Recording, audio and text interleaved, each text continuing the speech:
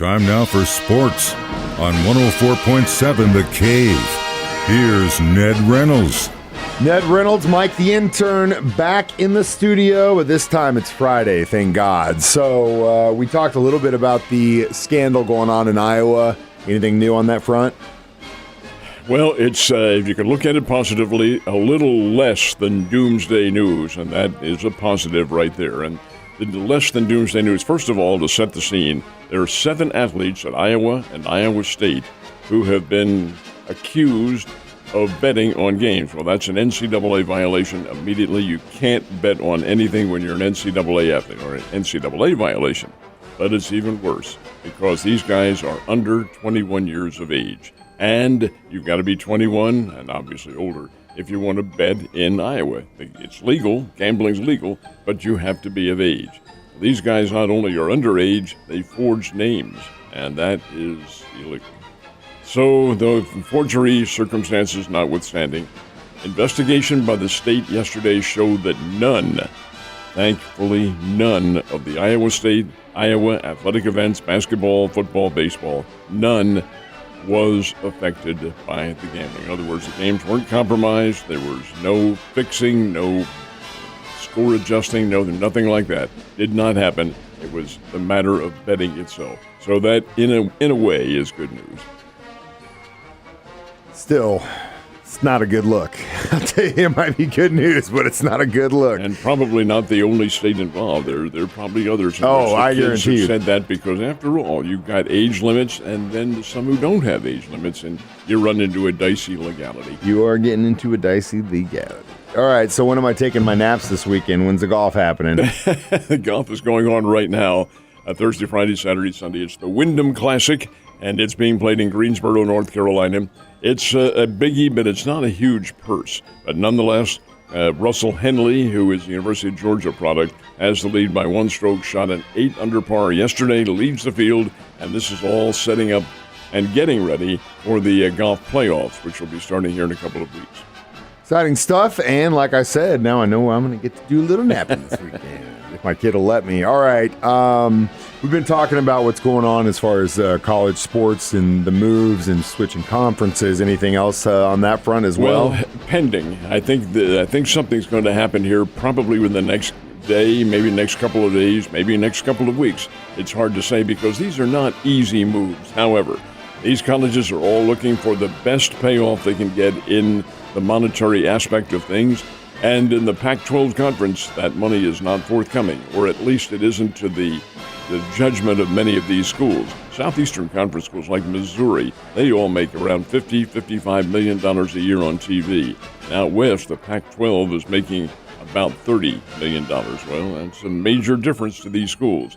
Anyway, already have seen Southern Cal, UCLA, and Colorado leave the Pac-12, and that will all be effective next year. Who else might follow? Major decisions at least negotiated last night by the Board of Regents at Arizona and Arizona State. I didn't know this, but it's the same Board of Regents for both those schools. Oh, wow, I didn't know that And either. the University of Washington. So maybe we have something pending here because those schools are not at all happy.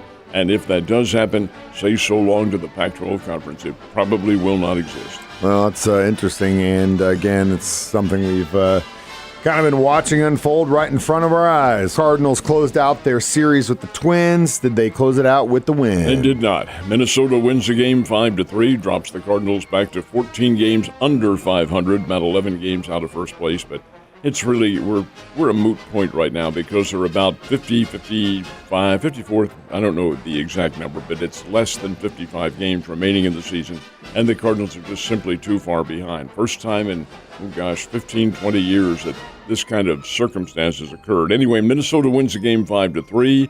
The Twins were out-hit by the Cardinals 8-7, but Cardinals' Matt Liberatore was not very impressive on the hill last night, and that's not good news because they being the Cardinals, figure to have him as one of the rotation members next year since they've already traded away a couple of them. Oh, we'll see what happens. Anyway, Liberatore the loser, Minnesota 5, the Cardinals 3. Cardinals play the Colorado Rockies tomorrow night, and Sunday, all at Busch Stadium. Colorado is one of the poorest teams in all of Major League Baseball, so maybe the Cars can get some wins here. All right. They're not the only ones that are still playing baseball. What about those Royals? Cool them off. Cool them off. They won their 6th in a row yesterday, beat the New York Mets. And get this, the conditions at Kauffman Stadium in Kansas City, damp. They had a lot of rain up there. We're getting all this rain around us. It hasn't come in here at all. On that plateau, my dude. That's what it is. Apparently something like that, but whatever. That rain nonetheless played the game, and the Royals sweep the New York Mets, who have absolutely crumbled like a cookie. It was Kansas City 9, New York 2, 6 straight wins now for the Mets. They swept the Twins, and they swept the Twins, and they sweep the Mets. Brady Singer, 6 straight wins now for Kansas City. Singer got the win. Hey, this is a very big deal. Now, the Springfield Cardinals also won. They scored 2 runs in the 9th inning and knocked off the Northwest Arkansas Naturals 5-4. That is wins now. That brings the Springfield Cardinals total to 51. 51 wins, 48 losses over the course of the season. And the Springbirds are in first place in the Northern Division of the Texas League for the second half. This is pretty good, pretty significant. I have the game on TV tonight, the Springfield Cardinals and the Northwest Arkansas Naturals in Hammons Field. Exciting stuff. And again, as we keep mentioning, the most exciting baseball team in Missouri. All right, first pro football exhibition game last night, the Hall of Fame game. Ask me, did I even watch it last night? Did you watch it? No, because I was dealing with installing an oven in my house. Would you have watched it? If the Chiefs are playing. But the Chiefs weren't. No, so I didn't. Did you? No.